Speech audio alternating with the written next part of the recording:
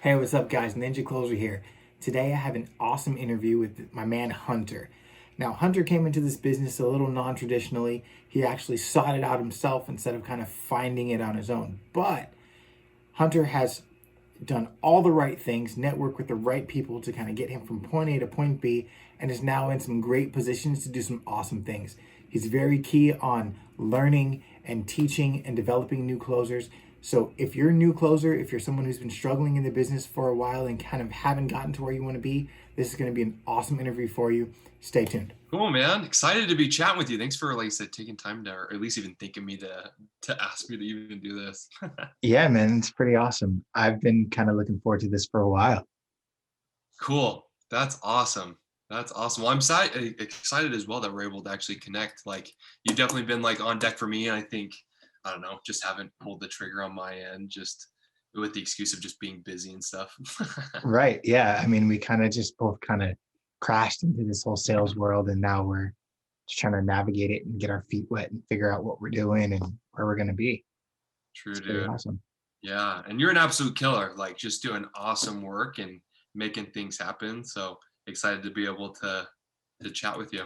Thanks, man. Yeah, I'm just, like I said, I'm just trying to do everything that I can to make sure that I'm successful and that, our mutual business is successful, and that just trying to do as much as I can just to be the best version of me. Cause I mean, I got my family to think about, I got my kids to think about. So yeah. So dude, tell me about you. Like, who are you? Where'd you come from? What's your story? Yeah, my story is not, I mean, not exceptional or, amazing as other people's. It's like pretty simple. So, I mean, my story is I just, like I said, grew up. My father was in the military, so I moved around my whole entire life. I have four brothers and sisters. Okay. Uh, so there's three I've brothers, got five. and Yeah. that's awesome. So yeah, you Yeah. understand the craziness, and Yeah. I did that as a kid, and wish I could have been obviously easier on my parents, but I think a lot of and stuff like that. So grew up, like I said, moving around, had lots of great experiences growing up, playing sports, moving around. Like something that like one of the biggest lessons I learned early on is how integral people are to your life. Just like I said, I moved to new cities, I moved to new schools, I moved to new like churches and sports teams and all of that. Like every summer it was just like new people, new people, new people. So for me, like being shy, like you said, I really struggled, like you said, early on, and with talking to people and conversating, stuff like that. And over time and through that experience, I was able to kind of like grow into that, learn some social skills, and grow in that way, and try and make friends quickly, how to build like these relationships. And then I think another thing that told me is like, some things are in the short term. Like Yeah. we'd often move, and I was gone. I wouldn't be able to see a lot of those people again, and that was sad for a minute. But then there's more opportunities, there's more people to meet, and things like that. So that was something like for me. And like you said, went to college, and I had my first like actual like sales job like 4 or 5 years ago. I had a friend I made while I'm living. Like I said, I moved to Utah for school and got married, and met Okay. a friend named Cully, who was really cool. And he's like, yeah, what do you like? What do you think like about sales? He was doing a sales job. I was like, I don't know. Like, we'll see. He's like, you communicate well. Like, what do you think about trying to go and doing that? I was like, okay, well, we'll go ahead and try and take my hand at it. So I worked for a company that sells AT&T products, so cell phones, internet, TV, all of that, and had a great experience with it. Like I did really well. I did a lot better than I thought I was going to. That was like my first like I said, experience with selling and moving forward with that, and kind of fell in love with at least the principle and the idea of like I wanted to be paid for my work and my production and not just my time. Right. Like, Yeah, I get that. and so like I could be somewhere for a short amount of time, and if I did a lot of good work, I could get paid for that and be done and do whatever else I wanted. Or like instead of like I have to be there for a set amount of time, whether I was good at my job, whether I was bad at my job, we got paid the same, and I didn't like that structure. Nice. So is that what kind of brought you into the whole online sales too, or have you been kind of doing sales in the traditional sense for a while? Yeah, so call centers, I did some business to business, and did some, like you said, different things. And I guess other people can argue that there is no business to business. It's only human to human. But anyways, right, we'll go with Semantics. the semantics and the definition, right? So I was going from business to business and doing some stuff like that. So very traditional, like you said, in that sense, and did the call centers. And then I just had the idea. I remember I was like up awake at night, and I was kind of just getting kind of burned out from just being um, like what I was getting like paid. I wanted to increase my pay. Like I want to know like, oh, well, I'm selling packages for like a couple $100. Like, what if I was doing like a couple thousand, right? What if I was Mm. doing like, what if I multiply that? What if I got a higher percentage? So I was like thinking of this, and I was like, how can I make this possible?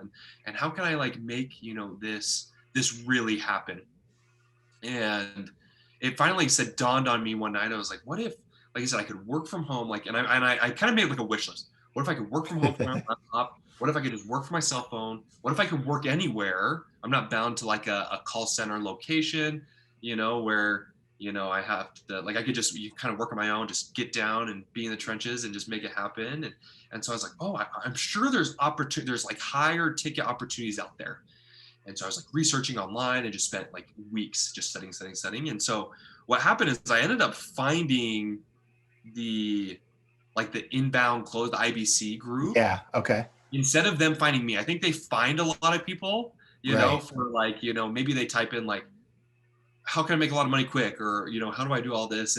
And for me, I went out and found them. I think that was something that's different. And so what's nice about what I'm grateful for IBC for is that they validated my idea, like this conceptual reality that I made up in my mind, that there are high ticket offers out there. There are business owners that, will pay high commissions, and then they have high packages and all of that. And so that was something I was super grateful for. And, and so to pay that back, I jumped into like their program, like some of their basic course and stuff like that. And when I found out it was like a generic, really basic introductory level IBC, like sales training, I pulled out. And so I hear a lot of, like you said, new closers when I kind of talk and interact with them. They're like, I love how they make it so it's not a hard sale. And I like how they go about selling. And I'm like, it's not new. I mean, companies are doing that. Like it shows how new you are to the industry to think that hard selling's a thing. Right. I think Exactly. most of the time when people experience their sellings, they experience kiosks, they experience maybe car salesmen, and those people are like very old school, like Yeah. And like furniture salesman. as quickly as pressure as possible, because if they don't sell you then and there, it's probably not going to happen. Right. So, and which is really funny. So when I saw like what IBC had going, and there's good principles in there and stuff like that, I kind of like, I asked for the refund and pulled out. But the biggest thing that it helped me with was, like you said, validating that idea that there are Other high options, opportunities out there, and they fit my checklist, right? Like I can work from home, I can work from anywhere, I can work from my laptop, I can work from my cell phone, which was awesome. Cool. So you are putting together your checklist, and you're like, all right, I need to work from home, from my laptop, high ticket offers, and you go through IBC and they validate that for you. But then you're like, wait, this is just everything that I've been doing on a simple level. Like, where did you go from there? So for me, I started to network, and I was like, well, what I need to do is I need to start finding the people with the opportunity. So I started networking amongst the people in the IBC. I started networking the people who actually succeeded. Networking with the people who actually was able to land gigs. They were getting paid commissions, right? They were able to do that. I came across a gentleman named Yusuf, and he is awesome. Like everything I do now with like trying to provide value back, trying to help out new closers has been because of him and me trying to just pay it back. Like he was so helpful, and I don't know why he was willing to even like help me out. Like there was really no reason to, probably just because he was like pure in heart, like just such a good guy, and that helped me do it. So I started kind of like talking, we started networking, we started collaborating and stuff like that. And with like a week or two, like I said, I was able to, like I said, land a closing position, which was awesome through that. So, which was, like I said, which was phenomenal. And so, and I remember talking with Yusuf about, like I said, the IBC and kind of like how far did he get? And he's like, well, for me in my position, like he goes, I just did kind of their introductory one and got a position, and I had a friend that did their personal coaching, which was like about like $8,800. And he's like, and we ended up in the same, we worked together, like in the same closing position. And so he, like, one gentleman had paid like $9,000 to get this closing position, and then Yusuf paid like $400 to get into the same exact position, and they're working together and doing stuff like that. So for me, it kind of gave me some insight on like what was gonna happen there, and I'm sure there's more they do though. Like I'm still not on the other side of the curtain with them, but I thought that was interesting, and I think it really showed me that when you learn how to network properly, when you learn to connect with people in a real way, when you learn to find opportunities and solve problems, like those opportunities are going to come, in being able to do Yeah. that. We're in a problem solving business, and you've got to learn how to do those things. And networking is key. Like you said, I mean, you've proved that if you just put out the little bit of effort and you find the right people to network with, the right people to network with is key.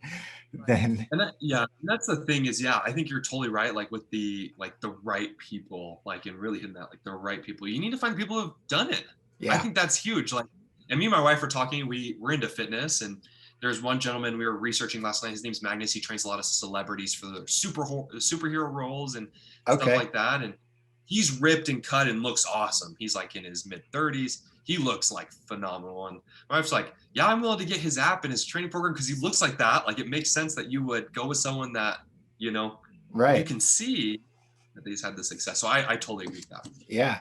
So you go from networking, find your job. How do you find JD? Yeah, I agree. Just same idea with the networking idea. So Yusuf, going back to him as well, he's like, here's a sweet group. I like the guy who started the group and who runs it. He provides a lot of great value and content. I'm like, cool, let's do that. And so I hop in the group and I see that the admin, right, like the moderator is JD. And so I start looking at his profile, start researching it. I read all his posts going like, I go about 4 or 5 years back normally because I feel like that gives a lot, and we can argue if that's shocking or not, whatever. I mean, he posted it in a public place, so that's his fault. I did the same thing. Cool. And I just wanted to be, like I said, obsessed with, like I said, what he was doing and absorbing everything he had to offer and stuff like that. Get a sense of who this guy was, because for me and networking and jobs and opportunities, like I think what's important is some people will say like, oh, you gotta just even if you don't like someone, you don't have like you just got to be able to work with them and stuff like that. And I'm kind of the opposite. I'm like, I don't like someone, then why do I want to work with them all the time? Why do I want to, have to do that? That seems like extra effort on top of the effort I'm putting into the job anyway. Right.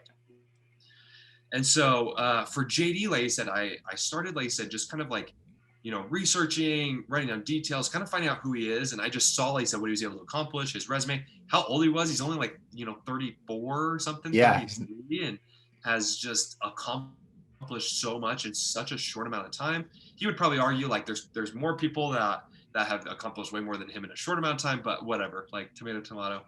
Anyways, and so what happened is I just kind of, it's kind of like how I date. I like to kind of like plant seeds a little bit out there just to get like noticed and recognized. So I sent him a direct message like a couple times, just like, hey, I saw your post on X. And I'm trying to remember what exactly the post was. I think it came down to, I think he shared a post on not using a template like everyone else. And that's what kind of like IBC taught you, is like, hey, here's our template that'll make people just salivate at the mouth for you. You know, people post, and it's very bland. And I never went and posted that. And I was like, because I saw what other people were posting and kind of like just observing like how that strategy works, and saw that it just didn't work super well. And maybe work for some people. Like I'm sure it's worked to get some opportunities. But anyways, and so I was like, I appreciate you sharing that with me. Like that makes so much sense. And being able to do that, I appreciate your time just putting that out. And that was like, I wasn't expecting anything back. I just sent him a message, just giving him a compliment, just like, have a good one, right? Then, like I said, I kept doing, like I said, research on him, just keep like following along. I would like and love and, stuff like that. And I would do the love one, because I realized something that was an interesting detail that JD does is that he uses the reactions according to how much he agrees with something. So like what he'll do is he'll click like if it's like, yeah, I agree with that. Maybe it could use a little bit more refinement, good. And he'll love something that he thinks is just like spot on. He like agrees with 100%. So what I did was, is I kind of like kept track of what he loved, and so I could like replicate that, so I could continue to gain that attention for him to be able to see it, you know. You And then I was like, biohack JD. I don't know if I biohack JD, but like, you know, I think like a good salesperson respects like good sales tactics, right? Right. Like I went to Cafe Rio. I don't know if you know that restaurant, um, but it's one of my favorite places to eat. Anyways, we go to checkout. I always get a water cup. I always get a water cup. I don't think buying soda is worth it. I don't drink soda anyway. I don't think it hurts my Right. stomach. Whatever. We don't have to get into all that. But I got to like the counter, you know, to check out, and he says, "Hey, do you want to upgrade it to a meal? It's only an extra like 53 cents is all." I was like, "How do I say no to that?" You Yeah. know? Sure, give me a drink. Yeah, sounds great. I'll do it, you know? Yeah. And so I think there's things like that with other salespeople that when they recognize good sales tactics, they recognize, they see it, they admire, and they give like gratitude for it. Like, Right. hey, thanks for like, I think that's awesome. So I just attempted to do that with JD. And so ultimately what happened is he came up with this case study idea where he wanted to start this mastermind group. He wanted to collaborate with high-end skills, right, for the closing idea. And I knew I wanted in. Like, especially when I was able to research and saw what JD was able to do accomplish, I wanted to be a part of it. I've always looked for a mentor. I know that's something that's always been in my mind, is like, hey, I need someone that's been through it, because then it's so much easier to be, you know, to do that, right? Right. And so we talked, like I said, the mastermind group, and I don't remember. I think you were in that first, you know, case study group as well. I was in the second. Yeah. Okay. Yeah. And so I jumped in. We chatted and had a good conversation. It was supposed to be like 15 minutes. We ended up talking for like an hour, and like, you know, made it happen. I jumped in, and it's been awesome ever since. Like, it's been like one of the best like opportunities and relationships I've been able to have to get. And Yeah. you know, talk with JD all the time. Yeah. It's so much value that he gives in just like short spans of time, and also just his accessibility is crazy. I've never been anywhere in any profession and had anyone who is accessible as he is. Like, it's ridiculous. Well, listen to a funny story about this, Vic. I don't know. I think like, I don't know if you've heard this story, but I wanted to kind of test that. And this is kind of silly. I kind of do little tests and stuff like that just to, like you said, what information does it give me? Because I think information is really powerful, you know, and stuff like that. So JD, you know, he kind of opened up and said, "Hey, I'm on fire tonight. I'm on one. Q&A, whatever questions you want to send me over Messenger on here, I'm gonna answer anything you want to know. Like, Yeah. I'll tell you." And so I was like, "Oh, let's see how far we can push this." So at 9 o'clock my time in the evening, we talked until 5 o'clock in the morning I believe it. of asking questions, of me like shooting questions. He ended up starting asking me questions and stuff like that, because I started to run out of questions, you know, like I had to like, I kept trying to think of like, what are like really killer, like really solid questions that want to help me get like the information I wanted to know. And we talked to like about lots of things that came to business and what he's doing and going along with that. And I mean, I don't know how many, you know, mentors would be able to go from 9 o'clock in the evening until 5 o'clock in the morning in being able to answer questions consistently. Ultimately, I tapped out. I passed out. He said he would give me like $100 if like I could like last longer than him and not fall asleep with him. And I'm pretty competitive, so I try to go for it. And yeah, I ended up, you know, tapping out and not getting that $100. But it showed me a lot with JD. So he referenced that conversation with you the next day. He's like, "Man, I was up all night with my man Hunter, blah, blah, blah." And so Friday nights for me, I'm at my respiratory job from 7 p.m. to 7 a.m. in the morning. And there was a period of time right after that, I was just struggling with some things. And I just had some questions and some like, all right, how do we figure this out? And I hit him up. And I was just like, he's always telling us to do, right? So I hit him up and he responded within minutes. And this was like 11:30 at night. And we talked till about 1:30 in the morning. And he helped me straighten some things out and set the path for what we're doing right now.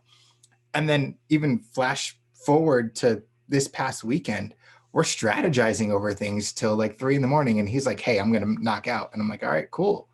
Like, you don't get that with anybody else in any other profession. You really don't. No, no, you're right. And it's ridiculous. Like the amount of time he puts in and the value he puts out for like, I don't know. I can't believe it sometimes. It doesn't make sense Yeah. logically to me, Yeah. When he but says, I put in 100-hour weeks, and then you actually see him do 100+ hour weeks, you're like, this is crazy. so nuts. Yeah. So, So nuts. what are you currently doing right now? Yeah, so for me, like you said, just always, like you said, I have lots of things that I'm just trying to, grow and do with that. So for me, like I'm just working to continue to always be refined, like always trying to be able to learn, doing your homework. So one person that and one thing that JD likes to talk about is learn from everyone from every industry, right? You don't have Right. to agree with everything he said, but there's gonna be nuggets wherever you look, right? Like, and one of those nuggets, like I went to Cafe Rio and learned that sales tactic from a guy just tacking something on at the end. You know what I mean? Yeah. Like, which was so huge and valuable. So one thing that Grant Cardone talks about is like, hey, like this is a long-term game. Like you have a lot of life to live. Like it's okay if you don't have everything figured out at 20, 22, 23. Like keep doing your homework, keep studying, Yeah, keep for making a sure. plan, keep doing that. And so that's something that I'm like always constantly be able to do right now. Like I'm 25, like I'm still young, and I still, and even if you're 30 or 40, you're still young. There's still lots of, like I said, time to move forward in and being able to do that. And so I'm just working, I'm just studying homework, learning, absorbing, applying, trying to be able to do that, just to be able to create and build opportunities that are going to last for the rest of my life and being able to do that. So networking with people always, like you said, trying to find new opportunities, find people to be able to learn from, to grow with, to help, to, even provide problems too. Hey, I have a problem with this. How can you help me with it? You know what I mean? Yeah, yeah, And for sure. that's, I think that's something that in the moment that I said I'm helping and working on. Awesome. Yeah. So, if you could take one thing, just one thing from everything that you've learned in sales, everything you've learned in IBC with JD, if there was like one nugget of wisdom that you could give to these new closers coming into business who are trying to figure out what is closing, what is inbound closing, how do I get a job, how do I network, what's the one thing that you would tell them? Yeah, I mean, there's a lot. I mean, there's a lot could be said. Like, if you can like boil it obviously down, like I think for me, and I'm someone who loves teaching and educating and learning. Right. And I think that's something that's huge is that you need to continue to learn. Hmm. There's no point where you can pull your pedal off or your foot off the pedal and stop learning or get stagnant. When you stop learning, you stop progressing Right. because it's the learning, it's the concepts, it's the ideas in your mind that will lead you to then have a vision, to make goals, to make plans, and then to execute and be accountable to those things, right? And Right. so learning comes to the really big core of that. So if there's like one thing that, like I said, I could be able to tell everyone is you just need to continue to learn and learn and learn and learn and learn. Like there's obviously like a crazy statistic because one day, like I said, ultimately one of my goals is to be a professor in university. Like I would love to be able to do that. When I'm retired, just sitting on mounds of cash, like I would love to Yeah. just do that. Not because it's the pay or anything, because I think it's fun, it's enjoyable to be able to help people learn and grow and be able to Right. like reach those goals. So like I know there's crazy statistics that people like never read a book like after they're done with college. Like the likelihood that they'll read a book is like so low, and being able to do that. And so always reading, always studying, always learning, whether that's from people, being observant. I mean, there's lots of ways you can learn. It's not just having to read a book. Like even if you just Tim Ferriss had a great way of like being able to learn is he's like you could just observe. So like even if there's ads you see on Facebook, right, or on Instagram or whatever you're doing, right, that maybe you clicked on and looked more information on, like what can you learn from that? Why did it gain your attention, right? Why did it, which one led you to, to buy something? Which one did not lead you to buy something? What like really stood out to you? Like, and all that. I think there's lots of ways to be able to learn. You can learn from people. I mean, another way of learning is that if you just talk to people about their experiences, kind of like, I mean, what you're doing, Vic, like, Yeah, is that I'm sure you've learned a lot just by talking with people and hearing their for sure. stories, Oh yeah. what they have to share, because what people value is maybe important or what they think is the best is going to be different. And so then you can just kind of collect that and put together. And so I think Exactly. that's huge.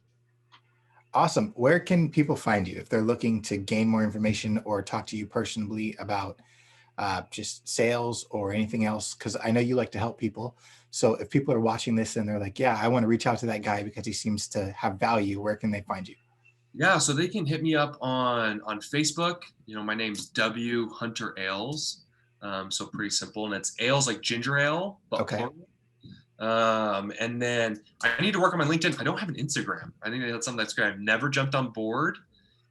I'm not a picture person. I'm not, I don't normally take pictures and post them. I'm more of like a write the words and ideas. And so that's why Yeah. I get a bit more towards Facebook or towards, like, for example, LinkedIn, which you can find, like you said, the same name there. But yeah, if they ever, like you said, want to reach out, have questions, like, more than happy to answer, and hopefully you'll give them some, ideas.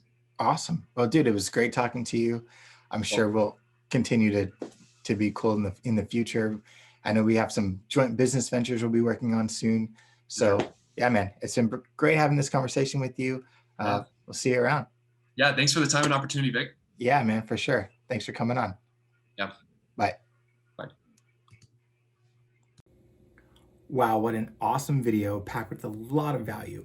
I'm sure you guys caught everything from networking to finding a mentor to just building yourself up in the business the right way. Hunter is doing amazing things. If you want to talk more to Hunter, you can find him where he said on Facebook and on LinkedIn. Also, if you want to get these I'm a Ninja shirts, this one's Dang It Feels Good to Be a Ninja, you can get them on shopimaninja.com. That is shopimaninja.com. As always, like, comment, subscribe, and I'll see you later.